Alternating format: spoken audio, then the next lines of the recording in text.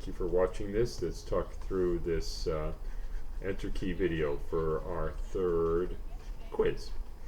And I'm making these to try to follow up and help everybody understand this material better. So compare a wild type with a hypomorphic allele. And wild type is considered a normal or typical allele. In the video, I describe it as functioning like 100%. You never see that number added to describe a gene, even though the logic is there. It's kind of impossible to quantify its 100% activity. But and if we put it in quotes, it's actually a very good number, because a hypomorphic allele just means a loss of function. That's kind of a flawed term, because loss of function sort of could sound like, oh, you mean just a null allele? And the answer is no. It's really a decrease of activity. So any number less than 100%, all the way down to the null allele at 0%, is a loss of function or hypomorphic allele. So anything, so start out saying wild type. Wild type is normal, typical, and a hypomorphic allele is a allele that has any decrease in activity of the gene. Okay, what is the purpose of a complementation test cross? And several students did a good job saying that it's a genetic test, right? And it's good to back up and say, it's a genetic test used in a genetic screen. Genetic test in a genetic screen, and it's a breeding experiment. We actually have to do something, right? It's not something on paper. We actually have to, and that's true about a lot of genetics. You have to actually breed the animals or plants, organisms, and then look at their offspring. So it's a breeding experiment to, categorize new mutant alleles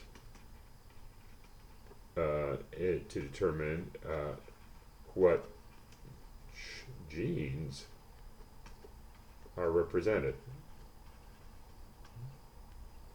So we have 5 new mutant strains. How many genes are represented there? Is that just one gene? They're all the same, just different new alleles, different alleles of the same gene, or are they a mutation caused by different genes? Like that. Okay. Program Tell Death important in understanding cancer, and the answer is yes. So you got to put that down, yes. And there's an issue where cancer is not just uncontrolled growth. These cancer cells also fail to die, fail to go through program cell death. PCD, like that. Okay. So the next one, type of microscope. So the answer is DIC optics. It is a light microscope.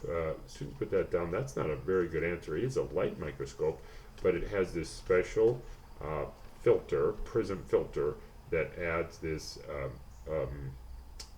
shading to the live image. And it's not okay. I think one student or two answered, it changed the quality of the image to make it look more shaded. Well, it's got a name, and that stands for differential interference contrast microscopy. Okay, we don't need to learn that. Or it's also called Nomarsky optics, named after the creator. Don't need to name that, but we do need to appreciate that it's a special type of visualization that not every microscope can do. And then also, a couple of students also failed to answer the second part. What was discovered? And the answer is that C. elegans has an invariant cell lineage. And so that would be fine just to use that term. And that means, in other words, it means that if we look, every C. elegans embryo develops with the same cell divisions. We can map it out, and they always have that same pattern. And that's very unusual. There are not, humans don't develop with an invariant cell lineage. And so it provides a very distinctive feature of that species that helps it be a powerful model organism. Describe mutation in a loss of function Lin4 allele. So describe the mutation. We're not asked to describe the phenotype here, but the actual mutation. And the mutation is a mutation in the Lin4 transcription unit. So an siRNA is made that fails to bind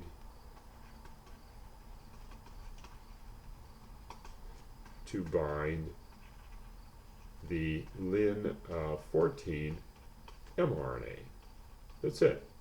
Just fails to bind. That's its target. Its function is simply to bind to Lin14 and lead to RNA interference. And if it's going to lose its function, it's going to fail to bind. That's all. It doesn't have, it doesn't have, oh, does it do some other stuff? It might have some additional target genes. It could, so not just Lin14, but other genes. I don't know. But if it does, we could still focus just on what we learned. So it's in the mutation in the transcription unit, because we're emphasizing that. That's the business output of the gene. And so, I guess we could, I was really focused on that because we emphasize that.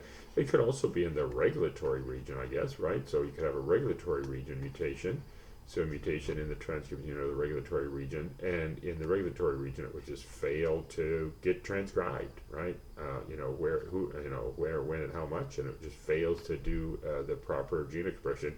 I was thinking really in that transcription unit. I think students that answered this well were also thinking about that it fails to bind. What would happen to the mRNA for Lin14 in nematode that a hypomorphic allele? And the answer is, and I think everybody got that, and it's asking about what would happen here. And lots of students say the organism would stay as a baby. That's fine. That's the phenotype. Not asking about that. We're asking about what happened to the mRNA, and the mRNA would be stable and still function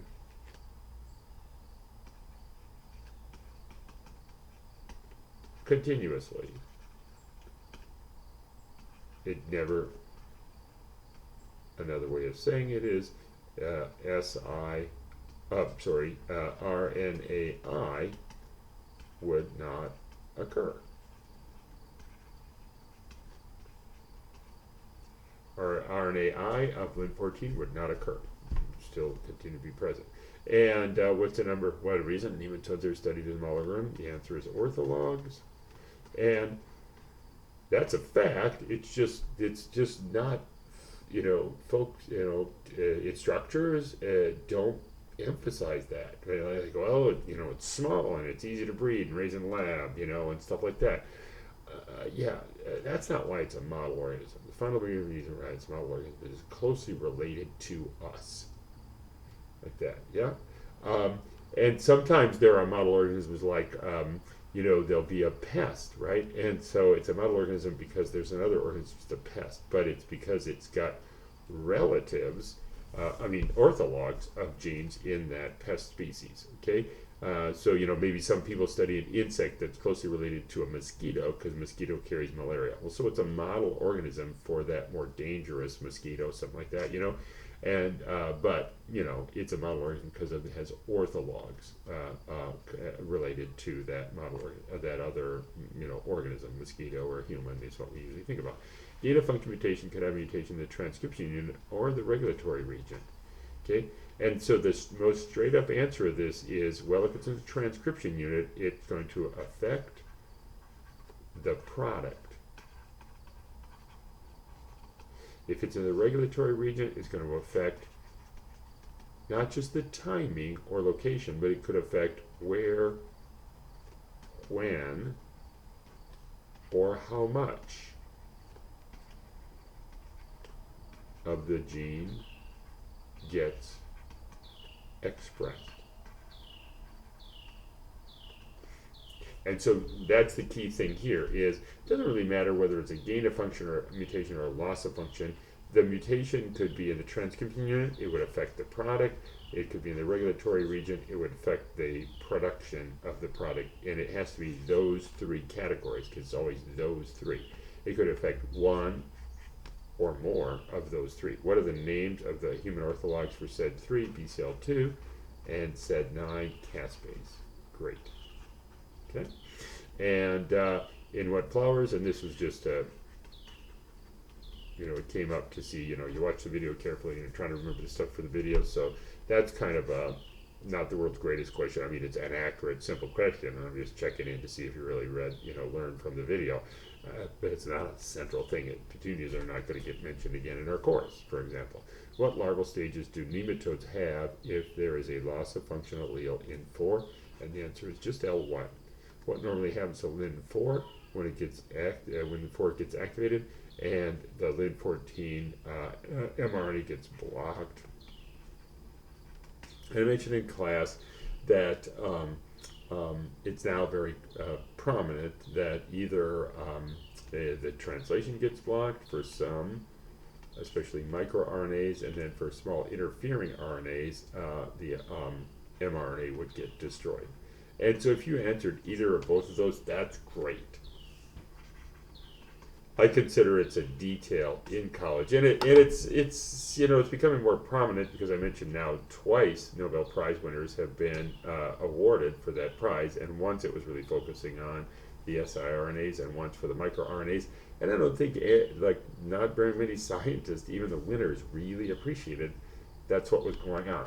So maybe they'll become more prominent in teaching college students about RNA interference. But it's not the hugest deal, right? Where the big factor is we're going to block the mRNA. And we're either block it by repressing the translation or destroying the mRNA. Same result. What is the problem when BCL2 gets overexpressed in some cancer? And the answer is the cancers fail to die because BCL2 is a repressor. And just remember that BCL2 stands for B-cell lymphoma. So it gets overexpressed in some B-cell lymphomas and blocks the programmed cell death that needs to happen for that constant turnover of blood cells in our body. Okay, so that's that. Great. And again, we want to follow up on this with individual questions. It could be just that I marked, give you the wrong number of points, mismarked something. You have a question. Why did you get -1 there, And you and I can follow on with that anytime after you watch the video, saying, yeah, the video didn't help that.